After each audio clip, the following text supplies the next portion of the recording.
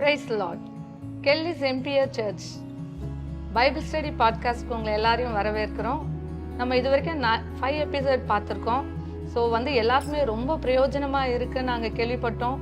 இது வரைக்கும் ஒரு வேளை பார்க்கலன்னா கண்டிப்பாக பாருங்கள், இது உங்கள் எல்லாருக்குமே பிரயோஜனமாக இருக்கும்னு நம்புகிறோம். ஓகே, இது வரைக்கும் நம்ம 2 சாப்டர் முடிச்சிருக்கோம். அது ஒரு சின்ன ரீகேப் பார்த்துடலாம். ஃபஸ்ட்டு பார்த்தீங்கன்னா ஃபஸ்ட்டு சாப்டரில் பாவனா என்ன அப்படின்றத பற்றி ரொம்ப தெளிவாக பவுல் எப்படி சொல்லியிருக்காருன்றத நம்ம பார்த்தோம். செகண்ட் சாப்டரில் நியாய தீர்ப்புனா என்ன, பரலோகனா என்ன, நரகனா என்ன அப்படின்றத பற்றி ரொம்ப அழகாக பார்த்துருக்கோம். அதோடு மாத்திரம் இல்லாமல் இது வரைக்கும் பைபிளே தெரியாதவங்க எப்படி நியாயம் தீர்க்கப்பட போகிறாங்க அப்படின்றத பற்றி பார்த்துருக்கோம். அடுத்து யூதர்கள்னா யார் அப்படின்றத பற்றி நம்ம அப்படியே இப்போ கண்டினியூ பண்ண போகிறோம். Price the Lord. நம்ம போன வாரம் தெளிவாக விருத்த சேதனம் அப்படின்ற அந்த டாப்பிக்கை பார்த்தோம்.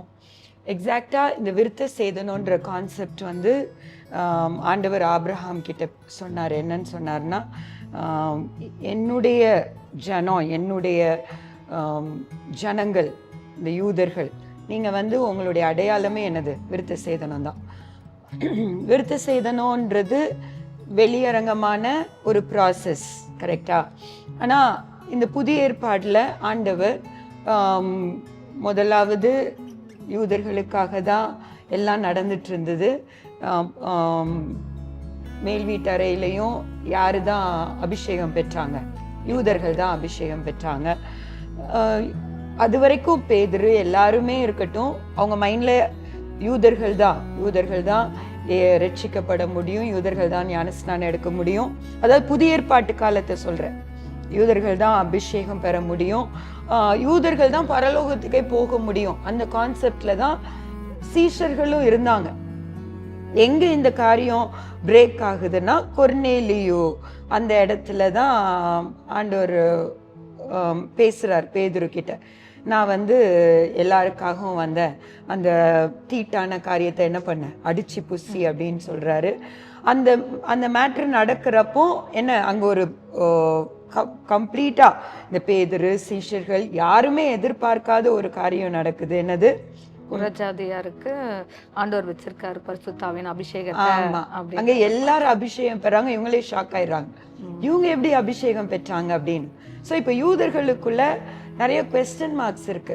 ஏன்னா அவங்க தான் கிரேட்டு, அவங்க தான் தெரிந்தெடுக்கப்பட்ட சந்ததி, தெரிந்தெடுக்கப்பட்ட ஜாதின்ற அந்த ஒரு தாட் அவங்களுக்குள்ள இருக்கு. அது அன்னைக்கு மாத்திரம் இல்லை, இன்னைக்கும் இருக்கு. ஓகே, இன்னைக்கும் நீ இஸ்ரவேல் தேசத்துல நீ போய் பார்த்தீங்கன்னா அவங்களுடைய பேச்சு எல்லாமே we are the chosen ones and நாங்கள் தான் பரலோகத்துக்கு போவோம், நாங்கள் தான் எல்லாம் அப்படின்னு, எங்களுக்காக தான் மேசியா வரப்போறாரு. இன்னும் அவங்க மேசியா வந்ததே நம்பாதவங்க எல்லாம், எங்களுக்கு தான் என் மேசியா வரப்போறாரு, எங்களை தான் காப்பாற்றுவாரு, நாங்கள் தான் உலகத்தை ஆட்சி செய்வோம் அப்படின்ற ஒரு கான்செப்ட்ல இன்னும் அவங்க இருந்து கொண்டு இருக்கிறாங்க. ஸோ அந்த காலத்தில் ரோம இடத்துல இருந்த சர்ச்சுக்கு பால் இதை எழுதுறாரு. இந்த லெட்டரை எழுதுறப்போ சில கிளாரிஃபிகேஷன், இன்னும் இந்த தாட்டோட இருக்கிறவங்களுக்கு சில தெளிவான கிளாரிஃபிகேஷனை கொடுக்குறாரு. ஓகே, அதுக்கு தான் நீங்கள் சொன்னல இவ்வளோ நேரம், பாவம் என்ன, நியாய தீர்ப்பு என்ன. நியாய தீர்ப்பு 2 காரியம், ஒன்று பரலோகம், இன்னொன்று நரகம். ஸோ இதனுடைய அப்படியே டெவலப் பண்ணி கொண்டு வர்றார். இந்த ரோமர் ரொம்ப ஆழமான சப்ஜெக்டு. ஆனால் உண்மையாக ஒரு மனுஷனை இந்த ஆழத்தை புரிஞ்சு கொண்டான விடுதலை ஆக்குகிற ஒரு சப்ஜெக்ட். ஹல்லேலூயா. ஸோ இப்போ அந்த இதை கொண்டு வந்துட்டு தான் தெளிவா சொல்றாரு. 22வது அதிகாரத்துல இருந்தே போலாமே. 27th verse Wasima.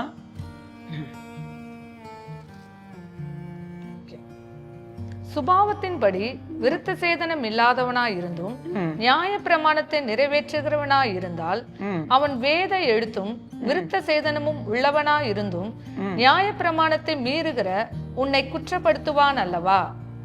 ஓகே, இங்க தெளிவா அடுத்தது ஒரு காரியத்தை எஸ்டாப்ளிஷ் பண்ற. நீ யூதனே, நீ என்ன பண்ணப்பட்டிருக்கிற? விருத்த சேதனம் பண்ணப்பட்டிருக்கிற. உன்னுடைய பிசிக்கலா நீ என்ன பண்ணியிருக்கிற? விருத்த சேதனம் ஆயிருக்க. ஆனா நீ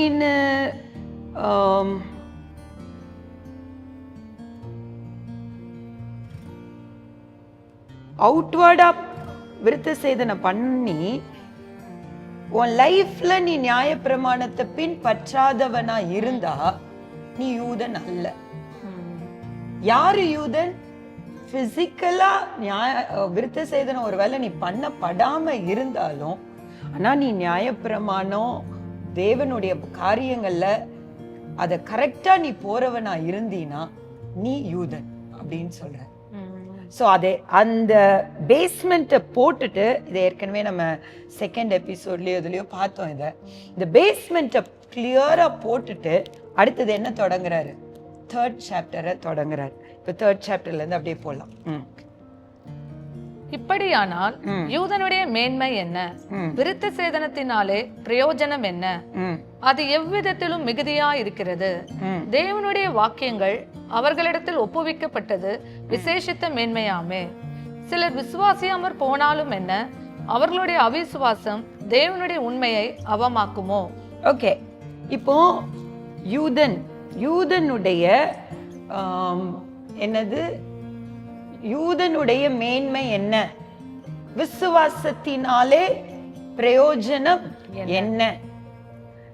அவங்களுக்கு நியாய பிரமாணம் அளிக்கப்பட்டதுனால அவங்க கிரேட்டா. ஓகே, நீங்க நியாய பிரமாணம் அப்படின்ற காரியத்தை இதுல கொஞ்சம் நம்ம தெளிவா பார்க்கணும். நீங்க மோசே என்ன பண்றாரு? சீனாய் மலைக்கு போறாரு. 40 நாள் அங்க டே அண்ட் நைட் என்ன பண்றாரு? ஆண்டவரோட இருக்கிறாரு. ஆண்டவர் 10 கற்பனைகளை கொடுக்கறாங்க. அதுக்கு அடுத்தது தொடர்ந்து ஒவ்வொரு டீட்டெயில கொடுக்கறாரு. என்ன சாப்பிடணும், எப்படி கல்யாணம் பண்ணணும், ஓகே, என்ன தப்பு பண்ணா என்ன அனிமலை சாக்ரிஃபைஸ் பண்ணணும், எந்த மிருகத்தை பலி செலுத்தணும், எத்தனை நாள் சுத்திகரிக்கணும், எதெல்லாம் தீட்டு, இந்த தீட்டை எப்படி சுத்திகரித்து திருப்ப அந்த பரிசுத்தமான ஆசாரியன் கிட்ட கொண்டு வந்து பலி செலுத்தி தங்களை சுத்திகரித்து கொள்ளணும். இப்போ நீங்க பைபிள் படி பார்த்தீங்கன்னா ப்ரான்னு, கிராப்பு, போக்கு இதெல்லாம் என்ன பண்ணக்கூடாது? சாப்பிடக்கூடாது. ஆனா நம்ம பேதுரு காலத்துல என்ன பார்க்கிறோம்? அடிச்சு புசின்னு சொல்றாரு. ஸோ அதனால இப்போ நீங்க நம்ம பார்த்தோம்னா இத சாப்பிட்றதுல தப்பு இல்லை. ஆனா அப்போனா ஆண்டவர் அந்த பழைய ஏற்பாட்டுல அவ்வளவு தெளிவா இதை சாப்பிடாதுன்னு சொன்னதுக்கு ஒரு நோக்கம் உண்டு. நீங்க பன்னி எடுத்துக்கோங்க, ஷெல் ஃபிஷ்ஷஸ் எடுத்துக்கோங்க, ப்ரான் எல்லாத்தையுமே.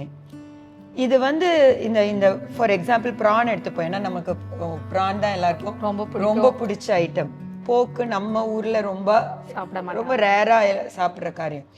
ஓகே, இப்போ ப்ரான் எடுத்துட்டீங்கன்னா ஆண்டவர் ஏன் இதை சாப்பிட வேண்டாம்னு சொன்னாருன்னா, நீங்க கடல்ல இருக்கிற எல்லா அழுக்கும் அந்த காரியமும் அந்த ப்ரான்ல தான் போய் என்ன பண்ணுது? சேருது. சேர்ந்து அந்த ப்ரானுடைய தன்மைக்கு அத செமிச்சு ஒரு ஃப்ரீ கண்டென்ட்டா நமக்கு வரல. அவர் எதெல்லாம் ஆண்டவர் சாப்பிடக்கூடாதுன்னு நம்மளுக்கு நியாயப்பிரமாணத்துல சொல்லியிருக்கிறாரோ அந்த அத்தனை காரியத்தையும் செமிக்கத்தக்கதா மனுஷனுடைய மெட்டபாலிசம் இல்லை, அந்த டைஜஸ்டிவ் சிஸ்டம். ஆனா நம்ம ருசிக்கு அது டைஜஸ்ட் ஆகுதோ இல்லையோ என்ன பண்ணிடுறோம்? சாப்பிட்றோம். நமக்கு அது பிடிச்சிருக்கு. கரெக்டா? நீங்க போக்கே எடுத்தீங்கன்னா, நீங்க நார்மலா இருக்கிறவங்க போக்க நைட்டு சாப்பிட்டோன்னா டைஜஸ்டே ஆகாது. அது ஆஃப்டர்நூன் சாப்பிட்டு அதுக்கு ஏதாவது அதுக்கப்புறம் இது பண்ணி என்னது ட்ரிங்க்ஸ் ஏதாவது குடிச்சு அதை இது பண்ணணும். இங்க ஆண்டவர் நோன் சொன்னதுக்கு சில நோக்கங்கள் உண்டு. எல்லா காரியத்தையுமே பேசுறாரு. இப்போ நீ பார்த்தீங்கன்னா ஒரு அப்பா பிள்ளை அந்த உறவு எவ்வளவு பரிசுத்தமா இருக்கணும், சிப்லிங்ஸ் எவ்வளவு பரிசுத்தமா இருக்கணும், மிருகங்களும் மனுஷர்களும் ஒருத்தருக்கு ஒருத்தர் என்ன தவறான காரியங்கள் பண்ணக்கூடாது, சேம் செக்ஸ் பண்ணக்கூடாது. எல்லா டீட்டெயிலும் ஆண்டவர் தெளிவா என்னென்ன நடக்க போகுது எல்லாமே தெளிவா கொடுத்துருக்கிறாரு. இன்னைக்கு நீங்க பாத்தீங்கன்னா உலகத்துல இது எல்லாமே என்ன வேணா பண்ணலாம், என் உடம்பு, என் ஆசை, என் இச்சை, நான் எப்படி நடக்கணுமோ என்ன பண்ணிக்கிடுவேன் பண்ணிக்கிறேன் அப்படின்ற ஒரு இதுக்கு ஒரு காலகட்டத்துக்கு வந்துட்டோம். ஓகே, சோ நியாயப்பிரமாணம் இந்த யூதர்களுக்கு கொடுக்கப்பட்டது மேன்மையா? மேன்மைதான், கண்டிப்பா கண்டிப்பா. ஆனா அந்த மேன்மையை வச்சு நாங்க தான் நியாயப்பிரமாணம் பெற்றிருக்கிறோம், நாங்க தான் எல்லாம் அவங்க நினைச்சிட்டு இருக்காங்க. ஆனா ஆக்சுவல் உண்மை என்னன்னா, கொடுக்கப்பட்ட நியாயப்பிரமாணம் எக்ஸடஸ் 20 இருந்து யாத்திராகமம் 20 இருந்து லேவியராகமம் ஃபுல்லா என்ன பண்ணணும் என்ன பண்ணக்கூடாது அந்த நியாயப்பிரமாணம் தான் தெளிவா போடப்பட்டிருக்கு. அது அவங்களால பின்பற்ற முடியுதா? இல்ல. அதனாலதான் அவ்வளவு ஆடு, அவ்வளவு புறா, அவ்வளவு பலி அவ்வளவு செலுத்திருக்காங்க. ஆமா, செலுத்திட்டு தான் இருக்கிறாங்க. இன்னும் people are following that. அத பண்ணிட்டு இருக்காங்க. புரியுதா? சோ இந்த ஒரு சிச்சுவேஷன்ல பால் வந்து இப்போ நம்மளுக்கு நல்லா தெளிவா புரிஞ்சுக்கணும். இந்த 3rd சாப்டர்ல ஸ்டார்டிங்ல அவர் யாரை அட்ரஸ் பண்றாருன்னா ஜூஸ் அட்ரஸ் பண்றாரு. என்னென்ன அட்ரஸ் பண்றாரு? உங்க கையில நியாயப்பிரமாணம் வந்திருக்கு, நீங்க மேன்மையானவர்கள். ஓகே, நீங்க ரொம்ப பெருமையா நினைச்சுக்கிறீங்க. பட் ரியாலிட்டி என்ன? இவ்வளவு மாடு, இவ்வளவு ஆடு, இவ்வளவு புறா எல்லாத்தையும் பலி செலுத்தியும் you are not able to keep the law. உன்னால நியாயப்பிரமாணத்தை கை கொள்ள சுத்தமா முடியல. சோ உன்னை கை கொள்ள நியாயப்பிரமாணம் இன்னொரு காரியம் என்னன்னா, அந்த நியாயப்பிரமாணத்தின் படி பர்ஃபெக்டா நடக்கிற மனுஷன் பரலோக ராஜ்யத்துக்கு பாத்திரவான். அந்த அளவுக்கு ஒரு பியூரிட்டியுடைய எக்ஸ்பெக்டேஷனுடைய என்னது அந்த ஸ்டாண்டர்டை செட் பண்ணது நியாயப்பிரமாணம். இப்படிதான் நான் படைச்ச மனுஷர்கள் இப்படிதான் என்ன பண்ணணும் இருக்கணும், இதுதான் உங்களோட ஸ்டாண்டர்ட் அப்படின்னு பர்ஃபெக்டா செட் பண்ணிட்டாரு. அதுல மீற நேரம் இவங்க போய் பலி செலுத்தி அதை என்ன பண்ணிக்கிறாங்க, பாவ நிவர்த்திய இது பண்ணிக்கிறாங்க. இப்போ அந்த பாவ நிவர்த்தி பண்றதுக்கு பஸ்கா ஆட நீ அடிச்சு பண்றியே, அந்த மேட்டரை நான் க்ளோஸ் பண்ணி நானே பஸ்கா ஆடா வந்து, ஓகே, நீ என்னதுக்காக பஸ்கா ஆட செலுத்துவ? பாவ நிவர்த்திக்காக. உன் பாவத்தை கழுவி உன்னை பாவத்தை மேற்கொள்ள வைக்கிறதுக்காக நானே பஸ்கா ஆடா பலியா வந்துட்டேன்னு ஆண்டவர் எல்லாத்தையும் என்ன பண்ணிட்டாரு, முடிச்சிட்டாரு. எவ்வளவு பெரிய மேன்மை இல்ல நமக்கு ஆண்டவர் கொடுத்திருக்காரு. கண்டிப்பா. சோ இப்போ இந்த மேன்மையில நீங்களும் நானும் எப்படி அந்த நிறைவுல வாழணும் அப்படின்றத பால் அழகா பவுல் அப்போஸ்தலன் தொடர்ந்து எக்ஸ்பிளைன் பண்றாரு. அந்த எக்ஸ்பிளைன் பண்றதுக்கு முன்னாடி யூதர்களுக்கு சில கிளாரிட்டியை கொடுக்கிறார். கொடுத்துட்டு புறஜாதிகள் நம்ம எப்படி யூதர்கள்ல ஒரு ஆளா ஆகுறோம். விருத்த சேதனம் பண்ணப்பட்டவங்க எல்லாம் யூதர்கள், வெறும் யூத வம்சத்துல பிறந்தவங்க மாத்திரம் யூதர்கள் அல்ல, விருத்த சேதனம் பண்ணப்பட்டவங்க எல்லாம் யூதர்கள். சோ யூதர்களுக்கு இந்த மேன்மை கிடைச்சாலும் நீ அதை பின்பற்றினா மாத்திரம்தான் நீயும் என்ன பண்ணுவ, பரலோக ராஜ்யத்துக்கு வருவ. அந்த தெளிவை இதுல என்ன பண்றாரு, கிளாரிஃபை பண்றாரு. இப்போ பார்த்தோம்னா 2வது வசனம், அது எவ்விதத்திலும் மிகுதியா இருக்கிறது, தேவனுடைய வாக்கியங்கள் அவர்களிடத்தில் ஒப்புவிக்கப்பட்டது விசேஷித்த மேன்மையாமே. ஆமா, விசேஷித்த மேன்மையாமே, மேன்மைதான். ஓகே, இப்ப 3rd verseக்கு போலாமா? சிலர் விசுவாசியாமற் போனாலும் என்ன, அவர்களுடைய அவிசுவாசம் தேவனுடைய உண்மையை அவமாக்குமோ? இந்த சிலர் விசுவாசியாமற் போனால் என்னன்னு அவங்க சொல்றது யூதர்களை. ஓகே, என்னென்ன மேசியா வந்தத, இந்த புதிய கிருப, இந்த காரியத்தை அவங்க விசுவாசியாமற் போனாலும் என்ன, அவர்களுடைய அவிசுவாசம் தேவனுடைய உண்மையை அவமாக்குமா அப்படின்னு கேக்குறாங்க. ஓகே, இப்போ யூதர்கள் இருக்கிறாங்க, அவங்களுக்குள்ளேயே பாதி முக்காவாசி பேரு இயேசு கிறிஸ்து மேசியாவா வந்ததை என்ன பண்ணல, ஏற்றுக்கொள்ளல. சோ அவங்களுடைய தாட் ப்ராசஸை இங்க பவுல் அப்போஸ்தலன் என்ன பண்றாரு, அட்ரஸ் பண்றாரு.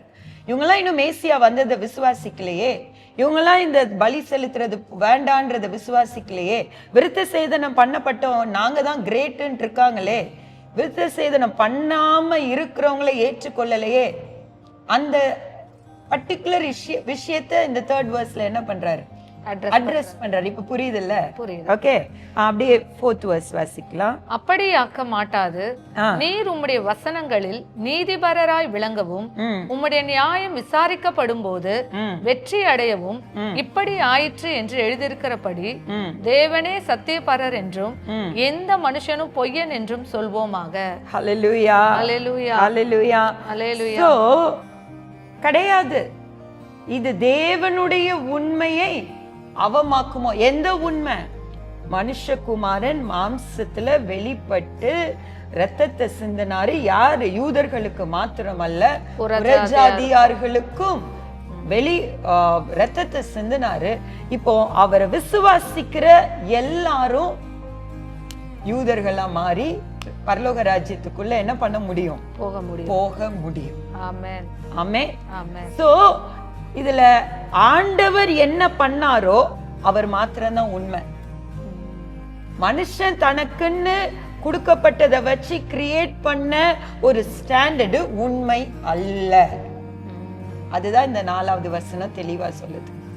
யூதர்களே ஒண்ணு கிரியேட் பண்ணிட்டு இப்போ நாங்க மாத்திரம்தான், நீங்க எல்லாம் பாவிகள், நீங்க எல்லாம் நரகத்துக்கு போவீங்க, உங்க முடிவு பரிதாபம், நாங்க தான் இருக்காங்கல்ல, அது உண்மை இல்ல. தேவன் எஸ்டாப்ளிஷ் பண்ண இந்த புதிய அமைப்பு தான் உண்மை, மற்ற எல்லாம் பொய். அதுதான் இந்த 4வது வசனம் தெளிவா சொல்லுது. அடுத்ததுக்கு போலாமா? நான் மனுஷர் பேசுகிற பிரகாரமாய் பேசுகிறேன், நம்முடைய அநீதி தேவனுடைய நீதியை விளங்க பண்ணினால் என்ன சொல்லுவோம்? கோபாக்கினை செலுத்துகிற தேவன் அனிதரா இருக்கிறார் என்று சொல்லலாமா? அப்படி சொல்லக்கூடாது. சொல்லக்கூடுமானால் தேவன் உலகத்தை நியாயம் தீர்ப்பது எப்படி? அன்றியும் என் பொய்யினாலே தேவனுடைய சத்தியம் அவருக்கு மகிமை உண்டாக விளங்கினதுண்டானால் இனி நான் பாவி என்று தீர்க்கப்படுவானேன். ஓகே, இந்த அடுத்தது தெளிவா எதை கொண்டு வர்றாருன்னா, இன்னொரு ஒரு பெர்செப்ஷன், இன்னொரு ஒரு தாட். இப்ப நம்ம அநீதியா இருக்கிறோம், அது தேவன் நம்ம இந்த அளவுக்கு அநீதியா இருக்கிறதுனாலதான் அவரு எவ்வளவு பரிசுத்தமானவர்ன்றத இந்த அநீதி விளங்க பண்ணுது. புரியுதா? அப்படி ஒரு பேச்சு. அதாவது நீங்க இன்னைக்கு என்னென்ன விதத்துல மனுஷன் பாவத்தை செய்யறதுக்கு லைசன்ஸ் எடுத்துக்க முடியுமோ, என்னென்ன விதத்துல மனுஷன் தன்னை ஜஸ்டிஃபை பண்ணிக்கிட முடியுமோ, எல்லா விதத்தையும் என்ன பண்றான்? ட்ரை பண்றான். கரெக்ட் தானே? எனக்கு ஒரு பெண்ணா இருந்து எனக்கு ஒரு பெண்ணு மேலதான் ஆசை வருது அப்படின்னா, நான் படைக்கப்பட்டது எப்படிதான் படைக்கப்பட்டிருக்கிறேன், இன்னொரு பொண்ணை கல்யாணம் பண்றதுக்கு தான் படைக்கப்பட்டிருக்கிறேன் அப்படின்னு அதுக்கே ஒரு என்ன கொண்டு வந்துடுறாங்க, ஒரு ஜஸ்டிபிகேஷன் கொண்டு வந்துடுறாங்க. அந்த மாதிரி இன்னொரு கிளான் என்ன பண்ணுது, நீ இன்னும் பாவம் வேணா செய், ஏசு சிலுவையில என்ன பண்ணிட்டாரு, எல்லா பாவத்தையும் சுமந்துட்டாரு. அவர் இன்னைக்குள்ள பாவத்துக்கு மாத்திரம் இல்ல, இன்னும் 1000 வருஷம் கழிச்சு செய்யற பாவத்தையும் சுமந்துட்டாரு. அப்பனா நான் என் பாவத்தை சுமந்துட்டாரு, நீ நீ ஏத்துக்கிட்டா போதும், நீ என்ன பாவம் செஞ்சாலும் எங்க போயிருவ? பரலோகம் போயிடுவ. அது ஒரு எதுக்காக? தான் தண்ணி அடிக்கிறதுக்கு, தான் சினிமா பார்த்து கூத்தடிக்கிறதுக்கு. இப்போ இந்த சினிமான்ற கான்செப்ட் கிறிஸ்தவ உலகத்தை பயங்கரமா அழிச்சு கொண்டு இருக்கு. ஓகே, மூவி ஸ்டார்ஸ் தான் எல்லாருக்கும் முன்மாதிரின்ற அளவுக்கு இன்னைக்கு ஒரு பேட்டர்னை கொண்டு வந்துட்டு இருக்காங்க. என்டர்டெயின்மெண்ட் தேவையா? ஒரு கிறிஸ்தவனுக்கு கட்டாயமா வேணும். பரிசுத்தமா நம்ம என்டர்டெயின் பண்ணிக்கிடுறதுக்கு எவ்வளவோ காரியங்கள் இருக்கு. கரெக்டா? இல்லாம இல்லையே. ஃபேமிலியோட ஒரு இடத்துக்கு போறது, என் ஃப்ரெண்ட்ஸோட போறோம், பரிசுத்தமா ஜோக் அடிச்சு சிரிச்சு அந்த அந்த மீட்டிங்க்கு முடிகிற நேரத்துல ஆவியானவரை நம்ம ஒரு காரியத்திலையும் துக்கமே படுத்தல அப்படின்ற ஒரு தெளிவோடு ஒரு ஃபன் டைம் முடிக்க முடியும். கண்டிப்பா. ஆண்டவர் உம்முன்னு எந்த நேரமும் ஜோம் பண்ணிட்டு எந்த நேரமும் அப்படியே இருன்னு சொல்லவே இல்லையே. என்டர்டெயின்மெண்ட் கிறிஸ்தவர்களுக்கு கிறிஸ்டியன் மூவிஸ் எவ்வளவோ இருக்கு, இல்லாம இல்ல. கிறிஸ்டியன் நல்ல தேவ பக்தி உள்ள ஆவியானவரால் எழுதப்பட்ட பாடல்கள் எவ்வளவோ இருக்கு, எவ்வளவோ மியூசிக்ஸ் இருக்கு.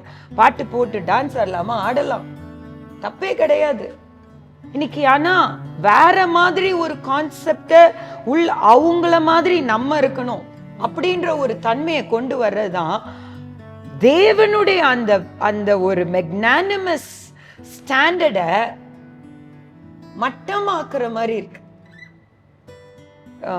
என்னோட அப்பா நாஸ்திகன், நிறைய பேருக்கு தெரியும். நாஸ்திகன், அவங்களுக்கு சத்தியம்ன்றது ரொம்ப தெரியாது. அவங்க ரட்சிக்கப்பட்டப்போ அதாவது அந்த ரட்சிக்கப்பட்டப்போ பைபிள் காலேஜில் தான் இருந்தாங்க. அவங்க பைபிள் காலேஜை மதிக்கலை. பைபிள் காலேஜில் அந்நிய பாஷை பேசி ஜோமானா பைபிள் காலேஜ்லேயே கிண்டல் அடிச்சிட்டு இருந்தாங்க. அங்கேயே சிகரெட், செயின் ஸ்மோக்கர், டெய்லி ரெண்டு என்ன சொல்லுவாங்க தேட்டரில் ஷோ, 2 ஷோ பார்த்துட்டு வந்துடுவாங்களாம். ஸோ அவங்களுக்கு இப்படிதான் நான் வாழுவேன். அவங்களுக்கு இன்னும் உண்மையான தேவன் இயேசுன்ற ஒரு தெளிவு இல்லை. February 4th 1961 ஈவினிங் 7:45 மணிக்கு ஒரு பயங்கரமான என்கவுண்டர் அவங்களுக்கு நடந்தது. அவங்க முழங்கால் படிட்டு, யாரோ ஒரு கடவுள், நீங்க ஏதோ பண்றீங்க, யாரு நீங்க அப்படின்னு முழங்கால் படிட்டு, நீங்க யாருன்னு என்கிட்ட பேசுனீங்கன்னா உங்களுக்கு என்ன நான் அர்ப்பணிச்சிருவேன், முழங்கால் படிட்டு அவங்களை ஒப்பு கொடுக்குறப்போ வானத்துல இருந்து ஒரு சத்தம்.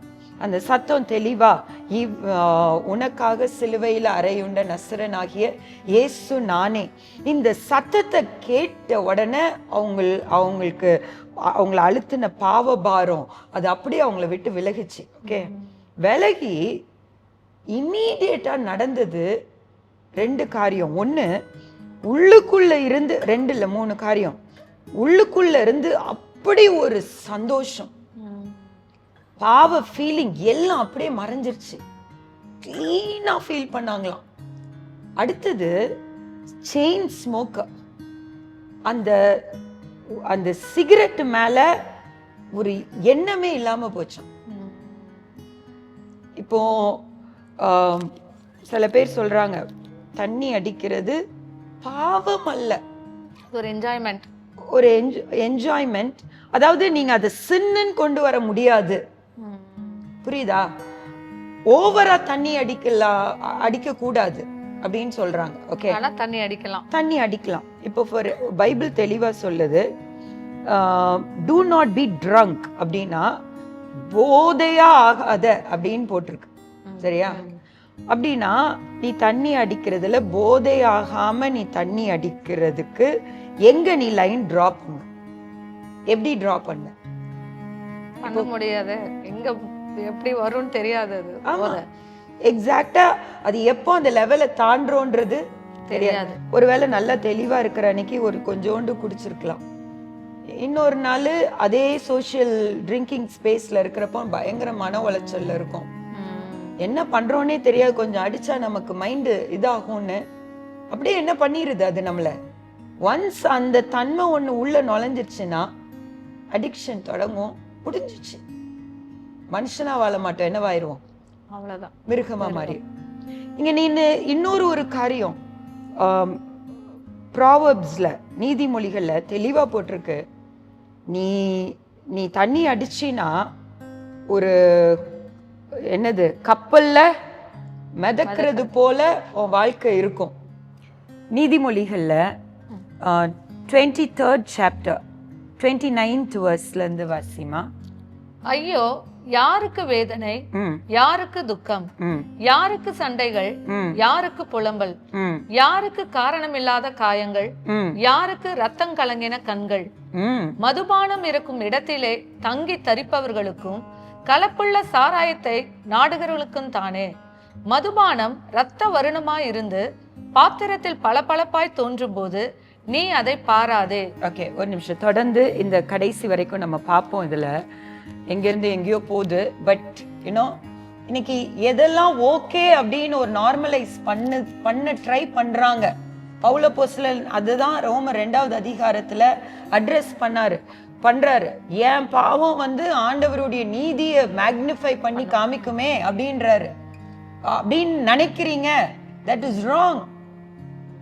எப்படி நம்ம பரிசுத்தமா அவரை போல நம்மளை மாற்றுவதற்காக தான் லிட்டரலா பிதாவுடைய குமாரன் இயேசு.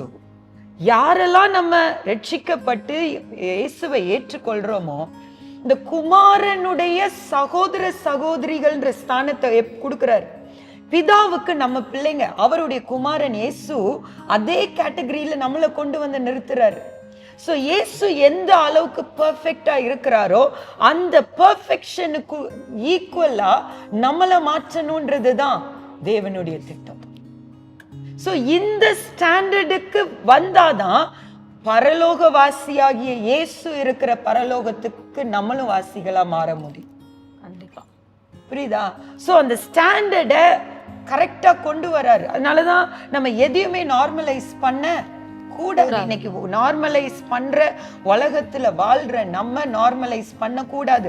வசனம் தெளிவா போட்டிருக்கு. 29வது வசனம் சொல்லுது, ஐயோ ஐயோ யாருக்கு வேதனை, யாருக்கு வேதனை, யாருக்கு துக்கம், யாருக்கு துக்கம், யாருக்கு சண்டைகள், யாருக்கு சண்டைகள், யாருக்கு புலம்பல், யாருக்கு புலம்பல், யாருக்கு காரணமில்லாத காயங்கள், யாருக்கு காரணமில்லாத காரணங்கள். இன்னைக்கு நீங்க தண்ணி அடிக்கிற டாஸ்மாக் முன்னாடி போய் நின்று எதுக்குப்பா இங்க வந்திருக்கிறீங்கன்னு கேட்டா சொல்லுவாங்க, எனக்கு அவ்வளோ வலி அவ்வளோ வேதனை, அதை மறக்கிறதுக்காக நான் வந்திருக்கிறேன்னு சொல்லுவாங்க. ஆனா வசனம் சொல்லுது, நீ இங்க வந்து நீ மறக்க முடியாது. இங்க வந்து நீ இதை கன்சியூம் பண்றதுனால உனக்கு இது ஆரம்பம் தான் ஆகும். கண்டிப்பா. ஓகே, வேதனை கொடுக்குமா, துக்கத்தை கொடுக்குமா, சண்டையை உண்டு பண்ணுமா, காயங்களை உண்டு பண்ணுமா. அடுத்த வசனம் என்ன சொல்லுது? யாருக்கு கண்கள்? ரத்தம் கலங்கின கண்கள். ரத்தம் கலங்கின கண்கள். தூக்கம் இல்லைனாலும் வரும். பட் ஸ்டில் இது பண்ற அத்தனை பேருக்கும் கண் என்ன ஆகும்? ரெட்டா தான் இருக்கும். மதுபானம் இருக்கும் இடத்திலே தங்கி தரிப்பவர்களுக்கும் கலப்புள்ள சாராயத்தை நாடுகிறவர்களுக்கும் தானே மதுபானம். ஓகே, இத சொல்லிட்டு அடுத்தது 31வது வசனத்துல தெளிவா சொல்றாரு, எடுக்கலாம் போதை தான் ஆகக்கூடாதுன்னு சொல்றவங்களுக்கு வசனம் என்ன தெளிவா போட்டிருக்குன்னு பாருங்களேன். மதுபானம் இரத்த வருணமாய் இருந்து பாத்திரத்தில் பளபளப்பாய் தோன்றும் போது நீ அதை பாராதே, அது மெதுவாய் இறங்கும், முடிவிலே அது பாம்பை போல் கடிக்கும்.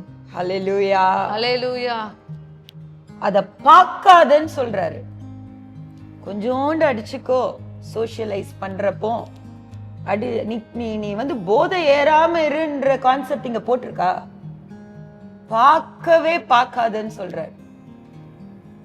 ஹல்லேலூயா, ஹல்லேலூயா. அது என்ன பண்ணுமா? மெதுவாய் இறங்கும். எதை போல வந்து கடிக்கும்? விரியன் பாம்பு போல. விரியன் பாம்பு போல கடிக்கும். வசனம் ஒண்ணுமே சும்மா காரியம் கிடையாது. விரியன் பாம்பு விஷம் பாம்பு. விரியன் பாம்பு கடிச்சா அடுத்த நிமிஷம் ஒருத்தன் செத்து போவான். மதுபானத்தை தெளிவா போட்டிருக்கு, அது விரியன் பாம்பு. அப்படின்னா உன் வாழ்க்கை அதோட சாவு. அதுக்கு மேல நீ முன்னேற முடியாது. தெளிவா யோசிக்க மாட்ட. உன் கையில வருமானம் வர்றதுனால நீ என்ன பண்ண மாட்ட? நல்லா ஆக மாட்ட. நீ என்னதான் பண்ணுவ? அந்த வருமானத்தை அழிச்சு உன் வாழ்க்கையை அப்படியே அது சின்ன பின்னமாக்கி கடைசியில என்ன ஆக்கிறோம்? நரகத்துக்கு கொண்டு போயிடு. நரகத்துக்கு கொண்டு போயிடு. ஏன் எப்படி நரகத்துக்கு கொண்டு போகணும் இருக்கு. உன் கண்கள் பரஸ்திரீகளை நோக்கும், உன் உள்ளம் தாறு மாறானவர்களை பேசும். இங்க பாருங்க, கண்ணி எதை பார்க்க தொடங்கும்? பரஸ்திரிய. தண்ணி அடிச்சிட்டு இருக்கப்போ மனைவி தங்கச்சி எதுவுமே தெரியாது உனக்கு. ஆக மொத்தத்துல உனக்குள்ள அங்க வசனம் போட்டிருக்கு, இருதயம் கண்டது என்ன பண்ணுமா? தாறு மாறானவர்களை யோசிக்கும். இந்த யோசிக்கிற நேரம் உன் கண்ணு பிளரா இருக்கும். அது ஃபேஸ் யாருன்னே தெரியாது. உன் யோசனை படி தவற செஞ்சிருவேன். செஞ்சு முடிச்சுட்டு எனக்கு எவ்வளவோ சிச்சுவேஷன்ஸ் தெரியும். they did not commit adultery knowing what they did. ஒரு விபச்சாரத்தை தெரிஞ்சு பண்ணல, அந்த போதையில பண்ணி முடிச்சுட்டு இப்படி ஒரு காரியத்தை நான் பண்ணனா அப்படின்னு அதுல இருந்து மீள முடியாம வேதனைப்பட்டவங்க அது தெரியும். அவங்களுக்கு தெரியாமையே அந்த காரியத்தை செஞ்சிருக்காங்க. ஆமா, ஏன்னா நீ கம்ப்ளீட் அவுட், உன்னோட நேச்சுரல் எல்லாம் அவுட். அது தெரியாம இருக்கிற நேரம் வசனம் சொல்லுது, தாறுமாறா யோசிக்கிறப்போ என்ன நடக்குதோ என்ன பாக்குறியோ அதை அப்படியே என்ன பண்ணிடுற. செஞ்சு வெறும் விபச்சாரம் இல்லைங்க, சண்டை. இன்னைக்கு நம்ம பாக்குறோமே நியூஸை திறந்தாவே குடிபோதையில வந்து கொலை வரைக்கும் போறாங்க. மனைவியை கொலை பண்ணிட்டு அவங்களும் தற்கொலை பண்ணிக்கிட்டு வாழ்க்கை தாறுமாறா இருக்கு. நம்ம டெய்லி பாக்குறோம். இன்றைய காலகட்டத்துல இந்த குடிபோதை வந்து என்ன எல்லாருடைய வாழ்க்கையை அழிச்சிட்டு இருக்கு. குறிப்பா நம்ம பார்க்க போனோம்னா நம்ம வாலிபர்களை எடுத்துக்கிட்டோம்னா, நம்ம சும்மா ரோடு கிராஸ் பண்ணாலே போதும், டாஸ்மாக் வாசல்ல அத்தனை பிள்ளைங்க, அத்தனை வாலிப பிள்ளைங்க. அவ்வளோ ஒரு மோசமான உலகத்துலதான் நம்ம இன்னைக்கு வாழ்ந்துட்டு இருக்கோம். இப்போ இத ஆராய்ச்சி பார்த்தோம்னா வேதம் வாலிப பிள்ளைங்க பெரியவங்க வசனம் தெளிவா சொல்லுது, பார்க்காதன்னு வசனம் சொல்லிடுச்சு. So it is a clear cut no. இது எப்படி நம்மள நரகத்துக்கு கொண்டு போகுது? அது பாவம் இல்லையே, அது என்ன fermented grape juice. Grapes juice குடிக்கிறோம்ல, அப்புறம் அது கொஞ்சம் ஃபர்மெண்ட் ஆனா குடிச்சா என்ன? பார்க்காதன்னு வசனம் சொல்லுதுன்னா பார்க்க கூடாது. ஏன்னா அதை பார்க்கிற நேரம் என்னென்ன பாவங்கள் எல்லாம் நம்மளை செய்ய வைக்கும். தொடர்ந்து வாசிமா 34. நீ நடுக்கடலிலே சயனித்திருக்கிறவனை போலும் பாய்மர தட்டிலே படுத்திருக்கிறவனை போலும் இருப்பாய். என்னை அடித்தார்கள், எனக்கு நோகவில்லை. என்னை அறைந்தார்கள், எனக்கு சுரணை இல்லை. நான் அதை பின்னும் தொடர்ந்து தேட எப்பொழுது விழிப்பேன் என்பாய். ஹல்லேலூயா, ஹல்லேலூயா. இது என்ன, எப்படி வேதனையை கொண்டு வருது? அப்படி ஒரு பாய்மர கப்பல்ல நடு கடல்ல, எனக்கு பிடிக்கும், நான் இதை அனுபவிச்சிருக்கேன். ஸ்ரீலங்கால மிடில் ஆஃப் த ஓஷன்ல ஒரு கொஞ்ச நேரம் இருந்து நாங்கெல்லாம் வர்ஷிப் பண்ணோம். அப்படியே அமைதியான கடல், அலையெல்லாம் இருக்காது, நல்லா இருக்கும் மிடில் ஆஃப் த ஓஷன்ல. இமேஜின் பண்ண இப்போ நான் அனுபவிச்சு அதை யோசிக்கிறேன். அப்படியே அந்த அமைதலான கடல், சுத்தி தண்ணி, அந்த சீனிக்கு இடத்துல இருக்கிறப்போ வாவுன்னு எல்லாத்தையும் மறந்துடுவோம். சரியா? தண்ணி அடிச்சவன் டெய்லி இதை தான் அனுபவிக்கிறான். இது என்ன, எப்படி உன்னை கொத்துது? காலையில எந்திரிச்ச உடனே திருப்ப அந்த மோமெண்ட்க்கு போக முடியாதா? யாருக்குங்க பிரச்சனை வேணும்? இப்போ பிரச்சனை ஏன் சொன்ன, பிள்ளைங்களை கவனிக்கணும், குடும்பத்தை கவனிக்கணும், இதை செய்யணும், அதை செய்யணும், இந்த பர்டிகுலர் டாஸ்கை முடிக்கணும். இதுக்கு அப்படியே மிதக்கிற மாதிரியே இருந்தா எவ்வளவு நல்லா இருக்கும். வெக்கேஷனாவே லைஃப் போச்சுன்னா கரெக்ட் தானே? கண்டிப்பா. இத வந்து ஒரு ஒரு வெறும் இவ்வளோண்டு கப்ல கிடைக்குதுன்னா அது திருப்ப திருப்ப தூண்டி தூண்டி தூண்டி சூதாட்டம், வித்தியாசமான காரியங்களை கொண்டு போய் ஒரு மனுஷனை சின்ன பின்னமாக்கி. சோ எந்த பாவத்தையும் நியாயம் தீர்க்கவே, it is okay to do it அப்படி சொல்லவே முடியாது, கூடாது.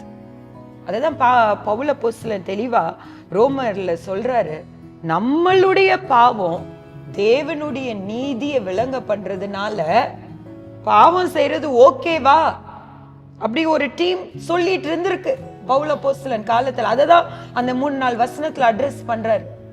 நீ பாவம் செய்யறதுனால அவரு தான் பரிசுத்தவான்ன்றது மகிமைப்படுத்துறோமே, அது ஓகே தானே அப்போ அப்படின்ற மாதிரி கான்செப்ட தான் இப்ப அடுத்தது அட்ரஸ் பண்றாரு. 7வது வசனம். அன்றியும் என் பொய்யினாலே தேவனுடைய சத்தியம் அவருக்கு மகிமை உண்டாக விளங்கினதுண்டானால் இனி நான் பாவி என்று தீர்க்கப்படுவானேன்.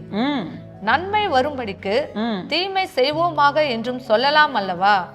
நாங்கள் அப்படி போதிக்கிறவர்கள் என்றும் சிலர் எங்களை தூஷித்து சொல்லுகிறார்களே, அப்படி போதிக்கிறவர்கள் மேல் வரும் ஆக்கினை நீதியா இருக்கும். ஆனாலும் என்ன, அவர்களை பார்க்கிலும் நாங்கள் விசேஷித்தவர்களா? எவ்வளவேனும் விசேஷித்தவர்கள் அல்ல. யூதர் கிரேக்கர் யாவரும் பாவத்திற்குட்பட்டவர்கள் என்பதை முன்பு திருஷ்டாந்தப்படுத்தினோமே. போதும்.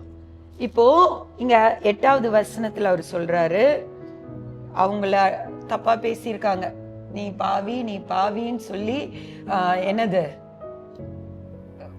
இந்த பாவத்தினால அவர் நீதிபரர்ன்னு சொல்றாங்க, இந்த பாவம் தான் அவர் நீதிபரர் ஆக்குதுன்னு எங்களை சொல்றாங்க, நாங்க அப்படி போதிக்கல, அப்படி போதிக்க முடியாது. எல்லாரும் யாரு? பாவிகள். அடுத்தது, தீமையிலிருந்து நன்மை வராது. வார்த்தை ரொம்ப ஆழமான வார்த்தை. 8வது வசனம், அந்த ஃபர்ஸ்ட் சென்டென்ஸ் வாசிமா. நன்மை வரும்படிக்கு தீமை செய்வோமாக என்றும் சொல்லலாம் அல்லவா? நன்மை வரும்படிக்கு தீமை செய்வோமாக என்றும் சொல்லலாம் அல்லவா? இதை கொஞ்சம் ஆழமா பார்ப்போம் இந்த வார்த்தையை. யோசேப்பு கடைசியா தன்னுடைய சகோதரனை பார்த்து சொல்றாரு, என்னன்னு சொல்றாரு? நீங்க என்ன நினைச்சீங்க? எனக்கு தீமை நினைச்சீங்க, ஆனா அதை கர்த்தர் என்ன பண்ணாரு? நன்மையாய் மாற்றினார். இன்னொரு வசனம் இருக்கு, ரோமர் 8:28. அன்றியும் அவர் தீர்மானத்தின்படி அழைக்கப்பட்டவர்களுக்கு சகலமும் நன்மைக்கு ஏதுவாகவே செய்கிறார். கரெக்டா? இப்போ அந்த நன்மை வேற, அது தேவன் நம்முடைய வாழ்க்கையில சில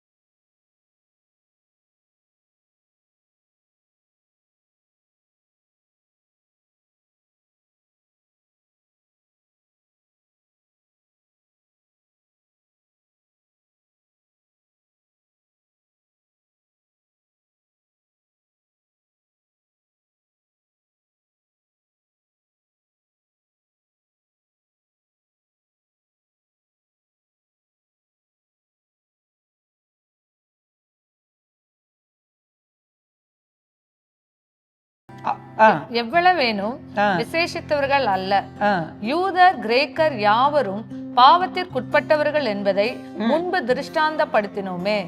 இவர் தெளிவா இந்த 9th verse வரைக்கும் தெளிவா சொல்றாரு, எல்லாரும் பாவிகள், யாரும் நீதிமான் அல்ல. இப்போ நீ யூதன், உன் கையில நியாயப்பிரமாணம் உனக்கு கொடுக்கப்பட்டதுனால நீ கிரேட்டு நீ நினைச்சிட்டு இருக்க.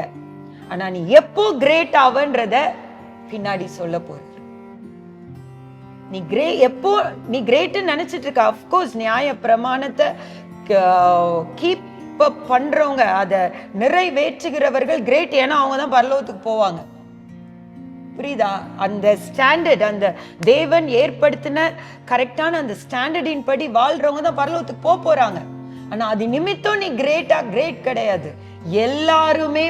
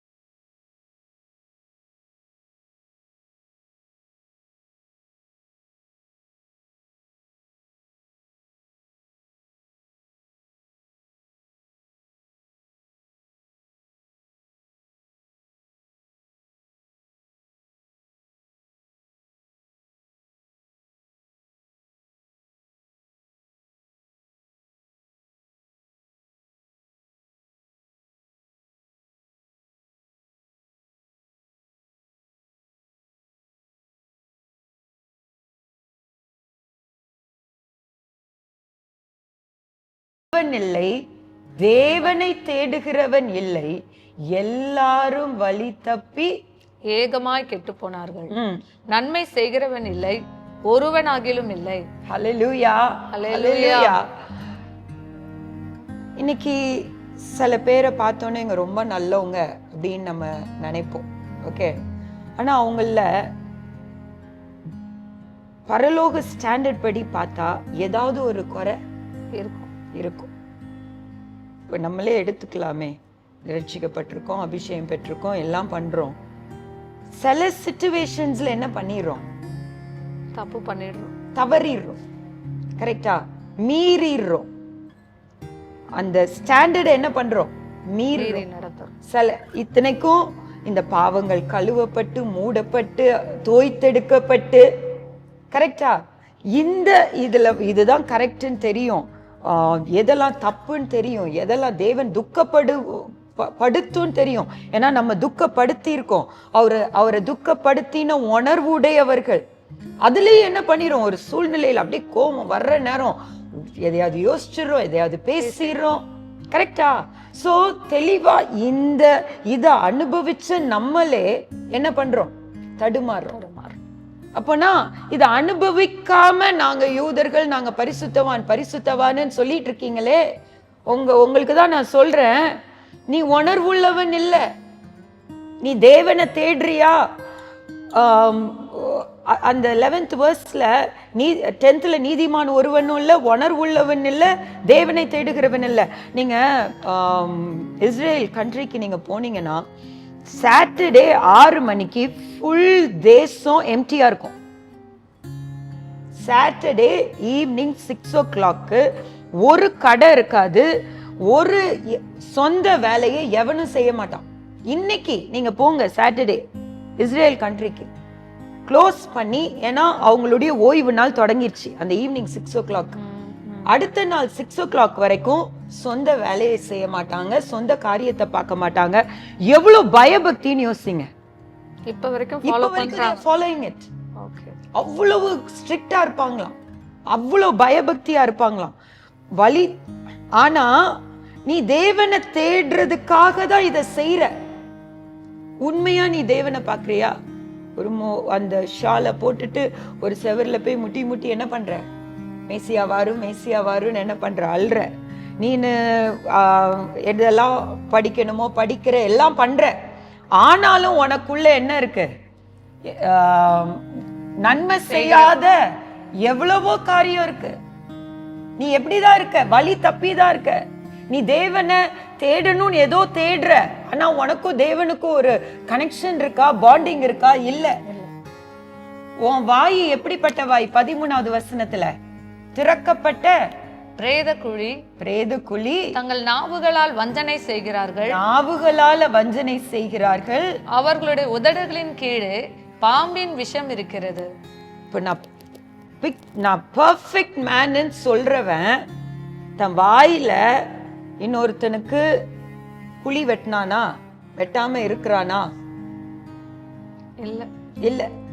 ஏதோ ஒரு விதத்துல தெரியாம டக்குன்னு என்ன பண்ணிடுறோம்? சில வார்த்தைகள்ல தவறுதல் நடந்துருது. கரெக்டா? நீ பெர்ஃபெக்ட்ன்ற, ஆனா உன் தொண்டை எப்படிப்பட்டது? ஒரு மனுஷனையே மூடி புதைச்சு என்ன பண்ணிடுற? அடக்கம் கூட பண்ணிடுற. அந்த அளவுக்கு உன் வாயில நீ வேலை செய்யற. அடுத்தது வஞ்சனை செய்யற. இந்த பர்டிகுலர் மேட்டர், இந்த பர்டிகுலர் பிசினஸ் இப்படி பண்ணி அப்படி பண்ணி அவனை கீழே போட்டு நம்ம என்ன பண்ணிடணும்? மேல வந்துடணும். நீங்க பாத்தீங்கன்னா juice they are the smartest. ஒரு பர்டிகுலர் வார்ல அது கர்த்தர் உங்களுக்கு கொடுத்த ஞானம். இன்னைக்கு இருதய விருத்த சேதனம் பண்ணப்பட்ட நம்மளுக்கும் கர்த்தர் அதை கொடுத்திருக்கிறார். ஆமென். ஓகே, ஒரு வார்ல முடிஞ்சிருச்சு, இஸ்ரேல் அன்னைக்கு நைட்டு க்ளோஸ்ட் அப்படின்னு நினைச்சு எல்லாருமே, நான் நினைக்கிறேன் செகண்ட் வேர்ல்ட் வார்ன்னு நினைக்கிறேன். இது எங்க அப்பா எனக்கு சொன்ன காரியம். அவங்க நாகர்கோயிலையோ தூத்துக்குடியிலையோ இருந்து சென்னைக்கு வந்துட்டு இருக்காங்களா, அன்னைக்கு முடிஞ்சிருச்சுன்னு நினைச்சாங்க. பார்த்தா ஆப்போனன்ட்டுடைய ஃப்ளைட் அதே பேட்டர்ன்ல இவங்க ஃப்ளைட் ரெடி பண்ணி எதிராளி கேம்ப்ல போய் நைட்டு காலி பண்ணி அந்த யுத்தத்தை ஜெயிச்சிட்டாங்க. அதான் கர்த்தரோட அனுக்கிரகம் அவங்களுக்கு என்ன இருக்கு. அவங்களுடைய ஸ்மார்ட்னஸே பயங்கர ஸ்மார்ட்னஸ். இன்னைக்கு வேர்ல்ட்ல the best scientist, the best inventors எல்லாமே யாருதான்? யூதர்கள் தான் இருக்கிறாங்க. மற்றவங்களும் இருக்கிறாங்க, பட் அவங்கள மிஞ்ச முடியாத அளவுக்கு ஞானம் இன்னைக்கு நமக்கு கர்த்தர் அதை நமக்கும் கொடுத்திருக்கிறார். ஆமே. அந்த நிறைவுல வாழ்றவங்களுக்கு ஹல்லேலூயா. ஆனா நீ உன்னை கிரேட் கிரேட் கிரேட்ன்ற, ஆனா நீ உன்னோட டாக்டிக்ஸ் எல்லாம் சாதாரண டாக்டிக்ஸ் இல்ல. நீ பெரிய பரிசுத்தவான் இல்ல. உதடுகள், உதடு கீழே என்ன இருக்கு? பாம்பின் விஷம் இருக்கிறது. அடுத்தது 14, அவர்கள் வாய் சபிப்பினாலும் கசப்பினாலும் நிறைந்திருக்கிறது. நீ பெர்ஃபெக்ட்னு சொல்ற, ஆனா உன் வாய் எப்படி இருக்கான்? சபிக்குது. வாயில என்ன நிறைஞ்சிருக்கு? கசப்பினால் நிறைஞ்சிருக்கிற. அவர்கள் கால்கள் ரத்தம் சிந்துவதற்கு தீவிரிக்கிறது. தவறான காரியங்கள்ல இந்த பர்டிகுலர் ரத்தம் சிந்துறதுன்ற வேர்டு, நீ வெட்டி ரத்தத்தை சிந்தணும்னு அவசியம் இல்லை. ஒருத்தனுடைய வாழ்க்கையை அழிச்சாலே அது எதுக்கு ஈக்குவல்? ரத்தம் சிந்துவதற்கு ஈக்குவல். நாசமும் நிர்பந்தமும் அவர்கள் வழிகளில் இருக்கிறது, சமாதான வழியை அவர்கள் அறியாதிருக்கிறார்கள். அவர்கள் கண்களுக்கு முன்பாக தெய்வ பயம் இல்லை என்று எழுதியிருக்கிறது. சோ இங்கதான் எஸ்டாப்ளிஷ் பண்றாரு எப்படி எல்லாரும் பாவிகளா இருக்கிறோம். நல்லவங்க நினைக்கிறவங்களுக்குள்ளயும் இதுல ஏதாவது ஒரு பாயிண்ட் ஆகுது இருக்கும். கண்டிப்பா ஒரு பாயிண்ட். இங்க பேசிக்கொண்டு இருக்கிற நம்மளே எவ்வளவோ சூழ்நிலைகள்ல ஐயோ இன்னைக்கு இப்படி பண்ணிட்டோமே, ஆண்டவரே மன்னிங்க இல்ல, டக்குன்னு வந்துருது. இப்போ ஏன் வெளியில யாரையெல்லாம் யோசிக்க வேணாம், பிள்ளைங்களே திட்டுறதுல என்ன பண்ணிடுறோம்? தப்பு பண்ணிடுறோம். கரெக்டா? சோ நேசிக்கிறோமா? நேசிக்கிறோம். வாயில என்ன பண்ணிடுறோம்? மீறிடுறோம். யாருமே பரிசுத்தவான் அல்ல. ஆண்டவர் அறியாதவங்க எவ்வளவு தூரம் கேவலமா இருக்கிறாங்களோ அந்த அளவுக்கு நியாயப்பிரமாணத்தை தெரிஞ்ச நீங்களும் யாருதான்? பாவிகள் தான். ஒரு காரியத்தை தெளிவா இதுல சொல்றாரு, எல்லாரும் பாவம் செய்து என்ன நீதிமான் ஒருவனாகிலும் இல்லை, இல்லை உணர்வுள்ளவன் இல்லை. அவர்கள் கண்களுக்கு முன்பாக தெய்வ பயம் இல்லை என்று எழுதி இருக்கிறது. ஹல்லேலூயா, ஹல்லேலூயா, ஹல்லேலூயா, ஹல்லேலூயா. எல்லாரும் பாவம் செஞ்சிருக்கிறோம். இது தொடர்ந்து வரும் அந்த வேர்ஸ், தேவ மகிமையை இழந்திருக்கிறோம்னு வரும். 23வது வசனத்தை வாசிமா. எல்லாரும் பாவம் செய்து தேவ மகிமை அற்றவர்கள் ஆகி. எல்லாரும் பாவம் செய்து, அந்த பாவம் என்ன பண்ணுச்சு? தேவ மகிமை எங்க தொடங்குச்சு? ஏதேன் தோட்டத்துல தொடங்குச்சு.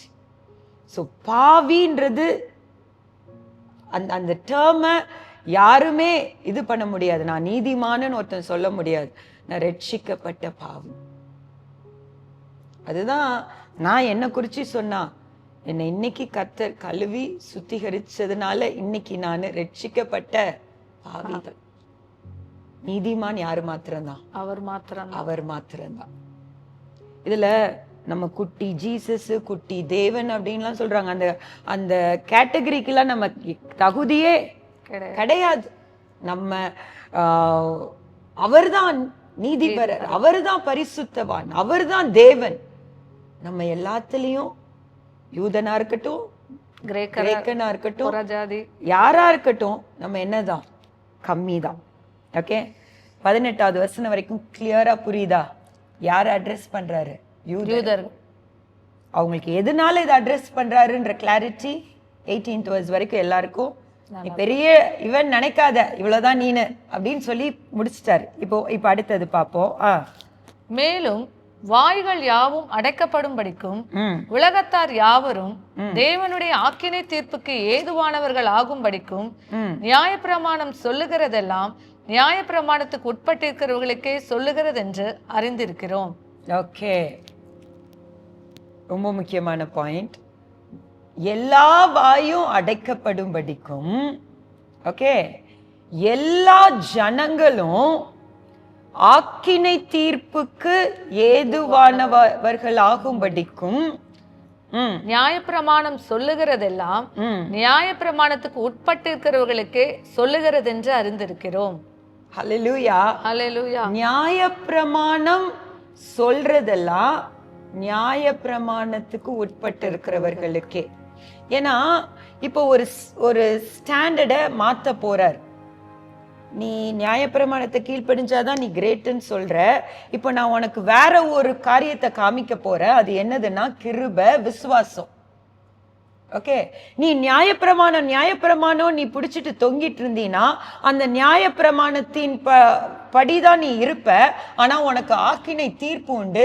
ஏன்னா உன்னால நியாயப்பிரமாணத்தை எல்லாத்தையும் கடைபிடிக்க முடியாது. Nobody could keep the law full. அதனாலதான் இயேசு வந்து நியாயப்பிரமாணத்தை நிறைவேற்றினார் அப்படின்னு போட்டிருக்கு. அவர் ஒருத்தர் தான் ஒரு தப்பு இல்லாம அதை கம்ப்ளீட்டா என்ன பண்ணாரு, செஞ்சு முடிச்சார். மத்தேயு 5வது அதிகாரம் 17வது வசனத்தை வாசிமா. நியாயப்பிரமாணத்தை ஆனாலும் தீர்க்க தரிசனங்களை ஆனாலும் அழிக்கிறதற்கு வந்தேன் என்று எண்ணிக்கொள்ளாதேயுங்கள். அழிக்கிறதற்கு அல்ல, நிறைவேற்றுகிறதற்கே வந்தேன். இயேசு கிறிஸ்துவ பத்தி என்ன போட்டிருக்கு? அவர் நியாயப்பிரமாணத்தை நிறைவேற்றினாருன்னு போட்டிருக்கு. இங்க ரோமர் 3வது அதிகாரத்துல 20வது வசனத்தை வாசிமா. இப்படி இருக்க பாவத்தை அறிகிற அறிவு நியாயப்பிரமாணத்தினால் வருகிறபடியால் எந்த மனுஷனும் நியாயப்பிரமாணத்தின் கிரியைகளினாலே தேவனுக்கு முன்பாக நீதிமானாக்கப்படுவதில்லை. இந்த ரெண்டு வசனத்தையும், இந்த மேத்யூ 5:17 ரோமர் 3:20 சைமல்டேனியஸா பார்த்தோம்னா, இயேசு நியாயப்பிரமாணத்தை, இந்த பழைய ஏற்பாட்டில் உள்ள நியாயப்பிரமாணத்தை அழிக்க வரல, நிறைவேற்ற வந்தார். அப்படின்னா ஒரு காரியத்துல கூட குற்றம் இல்லாம அதை பெர்ஃபெக்ட்டா செய்து முடித்தார். இப்ப பவுல் அப்போஸ்தலன் தன்னை பத்தி ஒரு இடத்துல சொல்வாரு, நியாயப்பிரமாணத்தின்படி குற்றம் சுமத்தப்படாதவன் அப்படின்னு. நியாயப்பிரமாணத்தை குற்றம் சுமத்தப்படாதவன்னா அவர் பண்ண சின்ன சின்ன தப்பு. இப்ப நம்ம வாசிச்சோம்ல ஒரு 8 வசனம், அதுல கட்டாயமா அவருக்கு என்ன இருக்கு, பங்கு இருக்கு. யாரையும் அடிச்சு கொண்டாங்க? ஸ்தேவான அடிச்சு கொண்டு ரத்தம் சிந்தினாங்க. மத்தபடி ஓவரால மத்தவங்களுக்கெல்லாம் பார்த்தா நான் யாரு, நியாயப்பிரமாணத்தின் படி குற்றப்படுத்தப்படாதவர். ஆனா அவர் அப்படி சொல்றதுக்கு அந்த அளவுக்கு வைராக்கியமா வாழ்ந்திருக்கிறாரு. சாதாரணமா வாழல. பக்தி உள்ளவன கர்த்தர் அவருக்குன்னு என்ன பண்ணிட்டாரு, தெரிந்தெடுத்தாரு. ஆனா அவர் இந்த வாக்கியங்களின்படி குற்றம் சுமத்தப்பட முடியாதவரா இல்ல, பண்ணிருக்கிறாரு தப்பு. ஒரே ஒருத்தர் தான் நியாயப்பிரமாணத்தை கை கொண்டு நிறைவேற்றி முடித்தாரு, அது இயேசு மாத்திரம் தான். ஆமென். ஓகே, சோ இப்போ இவர் பஸ்கா ஆடா பலி செலுத்துறதுக்கு தகுதி உள்ளவராதான் அந்த 33 ஆண்டுகள் வாழ்ந்து பலியா தன்னை ஒப்பு கொடுக்கிறார். புரியுதா? அந்த லாவை ஃபுல்ஃபில் பண்ணின ஒரு மாம்சத்தின் சரீரத்தோடு. ஓகே, ஆனா நம்ம நியாயப்பிரமாணத்தின் படி இப்போ அது இயேசுவை பத்தி போட்டிருக்கு. ரோமர் 3:20 என்ன போட்டிருக்கு? இப்படி இருக்க பாவத்தை அறிகிற அறிவு நியாயப்பிரமாணத்தினால் வருகிறபடியால் எந்த மனுஷனும் நியாயப்பிரமாணத்தின் கிரியைகளினாலே தேவனுக்கு முன்பாக நீதிமானாக்கப்படுவதில்லை. இப்போ நியாயப்பிரமாணம் சொல்றீங்களே யூதர்கள், நீங்க தேவனுக்கு முன்பாக நீங்க நீதிமான்கள் அல்ல. ஏன்னா உங்களுக்கு இந்த நியாயப்பிரமாணத்தை வச்சு, லாவை வச்சு எது பாவம் இல்லைன்ற உணர்த்துதல் தான் உங்களுக்கு வருது தவிர you are not able to live a holy life. Okay, so what makes you to live a holy life? நம்மளை எது நீதிமானாக்குது, எது பரிசுத்தமாக்குது, எது தேவனுக்கு முன்னாடி ஆக்கினை தீர்ப்புல இருந்து தப்பிக்க வைக்குது? அதுக்கு ஃபவுண்டேஷன் தான் நம்ம இவ்வளவு தெளிவா பவுல் அப்போஸ்தலன் செட் பண்றார். நியாயப்பிரமாணத்தை கையில வச்சிருக்கிற நீ, உனக்கு பாவம் எது பாவம் இல்லை எதுன்றது தான் தெரியும் தவிர நீ அந்த பரிசுத்தவானா நீ என்ன பண்ணல, மாறல, மாற முடியாதுன்றாரு. No flesh will be justified. எந்த மனுஷனும் நீதிமானாக்கப்படுவதில்லை நியாயப்பிரமாணத்தின் கிரியையினால. தெளிவா புரிஞ்சுச்சா? 21 வாசிச்சிடலாம். இப்படி இருக்க நியாயப்பிரமாணம் இல்லாமல் தேவ நீதி வெளியாக்கப்பட்டிருக்கிறது. அப்போனா இன்னைக்கு நீயும் நானும் பரலோகத்துக்கு எப்படி போவோம்? கிருபையாகிய இயேசுவை பின்பற்றி ஏற்றுக்கொண்டு, ஓகே, அவர் நம்ம பாவத்தை எல்லாம், இந்த நியாயப்பிரமாணத்து நிமித்தம் மீற இந்த எல்லா பாவத்தையும் சுமந்துட்டாரு. நான் அவரை பார்த்து அவர் சுமந்து தீர்த்த காரியங்களை நான் அந்த இரக்கத்தின், என் விசுவாசத்தினால அந்த இரக்கத்தின் நிமித்தம் பெற்றுக்கொள்ளுகிறேன்னு அவரை பார்க்கிறவங்க நீதிமான்களாக்கப்படுகிறார். ஆமென். நியாயப்பிரமாணத்துல நமக்கு விடுதலை இல்லை. இயேசுவில, இயேசுவின் இரத்தத்தினால, அவருடைய கிருபையினால நம்மளுக்கு என்ன கிடைக்குது? ரட்சிப்பு கிடைக்குது. சோ இது, அதாவது இந்த ரோமர் நீங்க அதை புரிஞ்சுக்கிட்டோன்னு நினைச்சுக்கோங்களேன், அதோடைய சத்தியத்துடைய மேன்மையே வேற. அந்த நிறைவுக்குள்ள கர்த்தர் நம்மளை கொண்டு போயிடுவார். இந்த எல்லாம் நான் வெறும் ஃபவுண்டேஷன் தான் பவுல் அப்போஸ்தலர் நம்மளுக்கு செட் பண்ணதை என்ன பண்ணோம், நம்ம தியானிக்கிறோம்.